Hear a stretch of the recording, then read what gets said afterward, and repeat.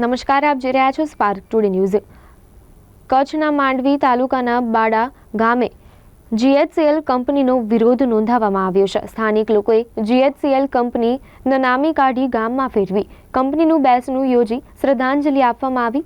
ગુજરાત સરકારે 1340 એકર જમીન જીએચસીએલ કંપનીને ફાળવી છે। Gujarat heavy chemical limited GHCL company Bada ગામના દરિયા કિનારે સોડા એશ પ્લાન્ટ સ્થાપવા જઈ રહી છે। આસપાસના 20 ગામના લોકોએ કંપનીનો વિરોધ કરી રહ્યા છે। કંપનીના કારણે ખેતી, પશુપાલન અને માછીમારોને નુકસાન થશે। મારું નામ એડવોકેટ ડીએલ ગઢવી છે, કચ્છ ભુજ બાડાથી। જી બિલકુલ, જેને કહેવાય કે ફક્ત કોઈ 5-25 ગામની પણ લાખો હજારોની પબ્લિક, આજુબાજુના વસતા ગામડાઓ, તમામ લોકો આ કંપનીનો વિરોધ કરી રહ્યા છે, કારણ કે આ કંપની વિકાસ નહીં પણ વિનાશ નોતરવા માટે આવી રહી છે।